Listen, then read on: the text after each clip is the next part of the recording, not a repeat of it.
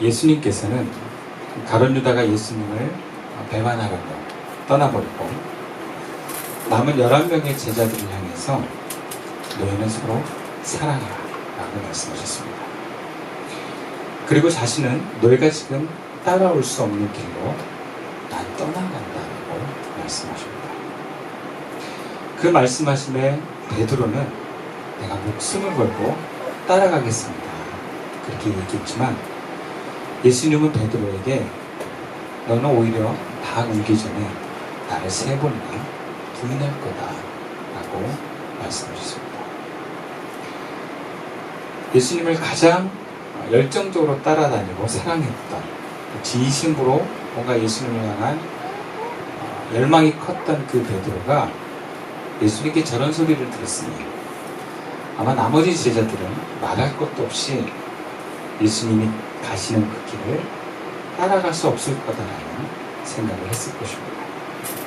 아니 말로는 끝까지 예수님을 따라가겠습니다 라고 했는지도 모르겠습니다.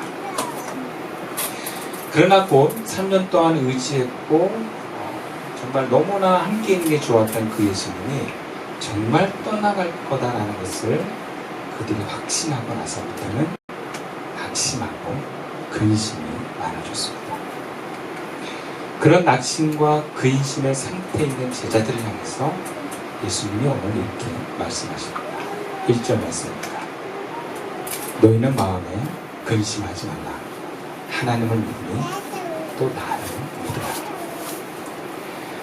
예수님의 떠나가심과 더불어 베드로의 부인 야고는 제자들에게 근심하는 마음을 일으켰을 것입니다. 그래서 주님의 제자들에게 근심하지 말라고 하십니다.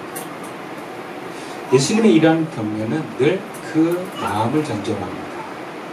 두려워하면 두려워하지 말라고 하시고 믿지 않으면 믿으라고 하시고 근심하면 근심하지 말라고 하십니다.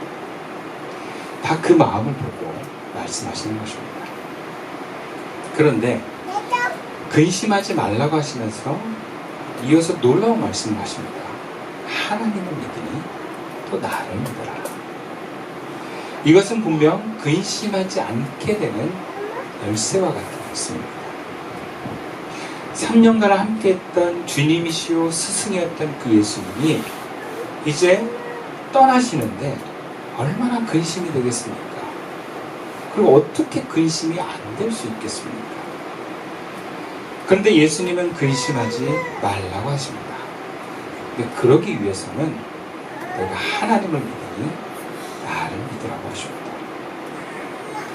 이것은 이미 유대인이었던 제자들이 하나님을 믿고 있다라는 전제로 하는 말씀이었습니다. 하나님을 너희들이 믿고 있으니까 나도 믿으라는 것이죠. 근데 아직 이들은 예수님에 대한 믿음이 부족합니다. 예수님은 늘 자신이 하나님과 하나라고 말씀하셨지만 제자들은 아직도 예수님을 온전히 믿고 있지 못합니다. 근데 뒤의 내용을 이렇게 들여다보면 예수님이 믿으라고 하는 내용은 단순히 내가 하나님과 하나이기 때문에 믿어라 라고 하는 그런 강조의 말씀은 아닌 것 같습니다. 오늘 본문 2절과 3절에 이렇게 기록합니다. 내 아버지 집에 거할 것이 많도다. 그렇지 않으면 너희에게 일렀으리라. 내가 너희를 위하여 거처를 예비하러 가니 가서 너희를 위하여 거처를 예비하면 내가 다시 와서 너희를 내게로 영접하여 나 있는 곳에 너희도 있게 하리라. 즉 예수님께서 제자들에게 나를 믿으라고 하는 것은 하나님과 같은 전능한 사람이다 라는 그런 것이 아니고 나를 통해서 너희들이 하나님께로 갈 수 있다는 것을 믿으라는 것입니다. 지금 예수님은 하나님께로 지금 가고 있는 것입니다.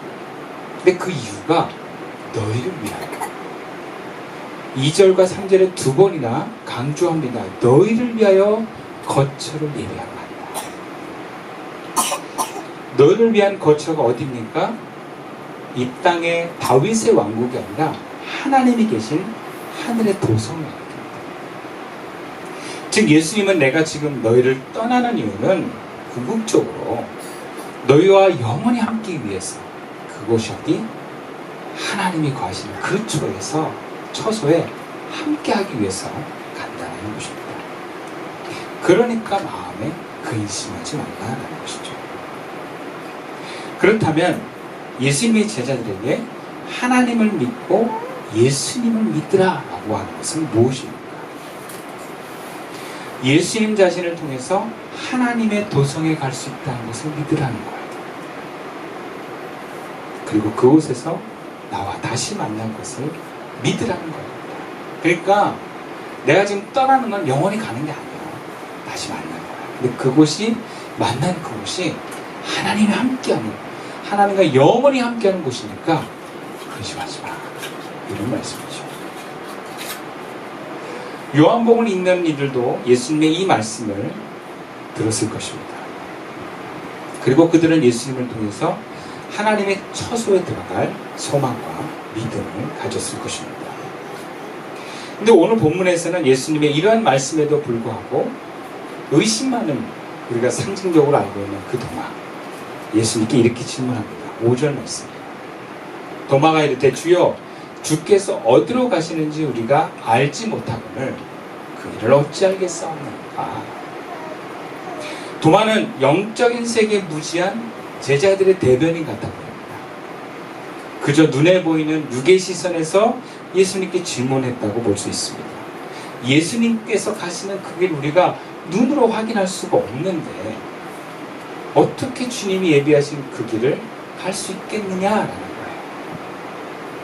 그래서 예수님이 이렇게 말씀하십니다. 6절 말씀이죠. 우리 함께 읽어볼까요? 시작. 예수께서 이르시되 내가 곧 길이요 진리요 생명이니 나로 말미암지 않고는 아버지께로 올 자가 없느니라. 예수님 자신이 길이다 라고 하세요. 지금 너희가 하나님의 도성에 가는 길을 알 수 없고 볼 수 없어도 그 길 자체가 되신 예수님을 따라가면 하나님의 도성에 갈 수 있어 라는 얘기죠. 이것은 육적인 시선이 아니라 영적인 시선에서 대답해 주신 것입니다. 여기서 예수님께서 강조한 게 무엇입니까? 바로 예수님의 길입니다. 그 다음에 나오는 진리와 생명은 예수님께서 길 되신 이유를 설명한다고 볼 수 있습니다. 즉 예수님 자신이 인생들이 하나님께로 갈 수 있는 유일한 길이시다. 근데 이 길은 눈으로 확인하고 뭔가 육체적으로 육신으로 알 수 있는 그런 길은 아니다. 그리고 그 길을 대신 예수님이 먼저 가신다는 것입니다. 그래서 우리는 그 예수님이 먼저 가신 그 길을 따라가면 우리도 예수님처럼 하나님이 계신 하나님의 도성에 이르게 된다는 것입니다. 그렇다면 그런 의미의 연장에서 진리는 무엇이고 생명은 무엇이겠습니까? 진리는 아버지의 집으로 인도하는 방법에 관한 것입니다. 이 길은 변하지 않으면서 하나님이 직접 제시하는 길입니다. 그러니까 진리의 길이죠. 그리고 그 길을 하나님이 제시하신 그 예수님의 길이기 때문에 그것은 진리입니다.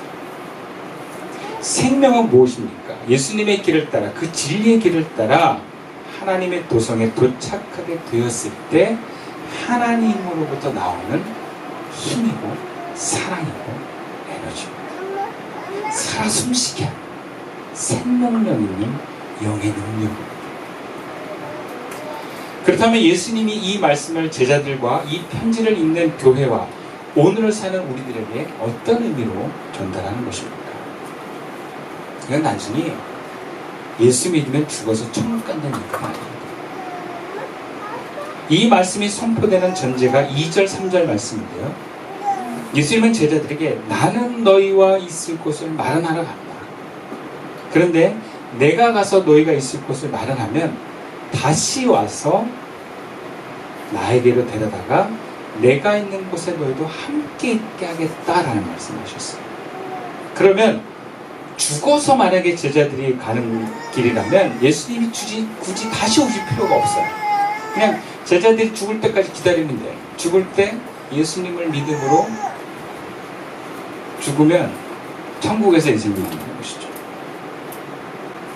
그러니까 다시 말하면 예수님이 인도하는 하나님의 도성은 죽어서가 아니라 살아서 만나는 것입니다. 제자들이 죽기 전에 제자들의 삶을 사는 가운데 예수님이 다시 오셔서 그 하나님의 도성에 이르게 한다는 것이에요. 예수님은 늘 제자들에게 하나님의 나라는 죽어서 가는 저기 나라가 아니라 너희 가운데 있는 나라다라고 공생애 때 말씀을 하셨습니다. 하나님의 계신 곳이 하나님의 나라입니다. 그리고 하나님의 도성은 시간과 공간을 초월하는 곳입니다. 그래서 바울은 하나님의 영이 교회와 우리 마음 가운데 임한다고 말했습니다. 그래서 그리스도인은 예수님의 길을 하나님과 연합하는 길이라고 믿으면서 그 예수님의 길을 따라가는 사람들입니다. 그래서 그 예수님의 길을 따라가면서 하나님을 만나고 하나님께 생명을 얻는 삶을 사는 것이 그리스도입니다. 그렇다면 이런 구원의 현재 일어나는 이 구원의 메시지가 제자들과 오늘 사는 우리들에게 구체적으로 어떤 의미가 있습니까? 그래서 어쩌자는 것입니까? 오늘 보면 12절 말씀 함께 읽어볼까요? 시작. 내가 진실로 진실로 너에게 이르노니 나를 믿는 자는 내가 하는 일을 그도 할 것이요 또한 그보다 큰 일도 하리니 이는 내가 아버지께로 가리라. 그러니까 예수님께서 하나님 아버지께로 가는 그 길을 왜 가셨는가? 그래서 그 길을 따라오는 너희들을 통해서 어쩌자는 것인가? 오늘 예수님의 말씀은 그래서 너희들이 하나님의 도성에서 그냥 너희가 천국을 누리라는 데 있지 않고 내가 하는 일, 즉 예수님께서 공생의 3년 동안 하셨던 그 기적과 표적과 여러 말씀의 사역과 하나님께 인도하는 그 하나님 나라 회복 사역을 너희도 하게 될 것이다. 이것은 내가 하는 일이고 예수님이 그 자리에 안 계시기 때문에 나보다 더 큰 일이라고 말씀을 하시는 것입니다. 그래서 너희는 예수 믿어 하나님의 성령을 얻고 나의 공생애와 같은 삶을 살라라는 데 의미가 있습니다. 오늘날 우리는 정말 많은 사람들이 예수 믿고 교회 다니는 것을 봅니다. 근데 왜 교회 다닐까요? 하나님의 영광을 위해서라고 말은 하지만 행동을 보면 우리가 또 조사된 어떤 통계를 보면 교회를 통해서 마음의 평안을 얻고 뭔가 자기 만족을 얻기 위해서 교회를 다니는 모습들이 많습니다. 교회가 내가 없는 떡을 주고 내 마음을 평안하게 하고 배부를 때 교회 다니는 게 참 좋았습니다. 근데 더 이상 떡이 없고 뭔가 내 몸과 마음이 교회를 통해서 불편하게 될 때 교회를 떠나는 것은 예수님 당시에 예수님을 떠나는 것과 오늘날 교회를 떠나는 것과 참 비슷한 면들이 많습니다. 근데 그 떠남에 있어서 떠나는 것 자체가 문제가 아니라 우리가 그 떠남 속에서 우리의 목적이 어디 있는가를 발견할 수 있어야 됩니다. 왜 떠난가? 어떤 목적 때문에 우리가 교회를 다녔었는가? 라는 질문을 해보자 하는 겁니다. 우리가 정말 하나님의 영광을 위해서 신앙생활을 했대지만 결국에는 뭔가 떡을 먹고 몸과 마음이 배부르기 위해서 신앙생활이란 걸 하지 않았을까 하는 것입니다. 그렇게 신앙이 육의 만족과 감정적인 만족에 한정되어 있다면 오늘날 보여지는 뭔가 기적과 이적과 여러 가지 상황적으로 좋은 것이 나타나지 않는 현실 속에서 우리는 교회를 떠날 유혹을 많이 받습니다. 그러나 복음은 육의 관점이 아니라 영의 관점에서 바라봐야 되는 말씀입니다. 하나님은 영이십니다. 우리가 하나님을 경외하고 하나님을 예배하고 뭔가 하나님을 향한 목적을 두고 신앙생활을 한다는 것은 영적인 목적을 둔다는 것입니다. 하나님을 만나고 하나님부터 경험되는 그 생명을 얻는 것은 영적인 경험입니다. 그것이 예수 믿고 구원받아 하나님께 가는 이유가 성경에 기록된 이유입니다. 물론 그 영적인 경험 이후에 내 마음과 육체에도 영향을 줍니다. 영혼이 잘된 같이 봉사가 잘되고 강건하기를 주님은 원하십니다. 그러나 그렇다고 해서 영적인 경험이 육적인 또 감정적인 것보다 뒤에 있는 것은 아닙니다. 그래서 예수님이 제자들에게 강조하신 말씀은 항상 믿음입니다. 왜 믿음이겠습니까? 영적인 세계는 머리로 이해하고 몸으로 느끼는 감각의 영역이 아니라 믿음의 영역이기 때문에 그렇습니다. 본문에서 빌립이 예수님께 하나님을 눈으로 볼 수 있게 보여달라고 했을 때 예수님은 빌립에게 믿으라고 합니다. 본문 10절과 11절 말씀이에요. 내가 아버지 안에 거하고 아버지는 내 안에 계시는 것을 믿지 아니하는구나. 내가 너에게 이르는 말은 스스로 하는 것이 아니라 아버지께서 내 안에 계셔서 그 일을 하시는 것이라. 내가 아버지 안에 거하고 아버지가 내 안에 계심을 믿으라. 그렇지 못하겠다는 행하는 그 일로 말미암아 나를 믿으라. 아버지를 눈에 보이게 해달라고 하는 빌립의 요청에 예수님은 믿지 아니하느냐? 믿어라. 믿어라. 보여줄게. 느끼게 해줄게. 뭔가 몸으로 그냥 확실하게 그냥 경험하게 해서 따라오지 않을 수 없도록 만들어줄게. 이게 아니라 믿으라. 믿으라.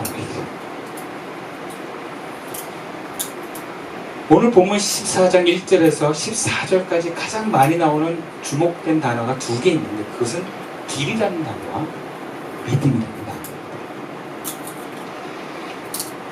예수님께서 가신 길, 우리가 예수님을 통해서 하나님께 생명을 얻는 그 길은 결국 믿음에 있습니다. 믿어야 그 길을 갈 수 있습니다.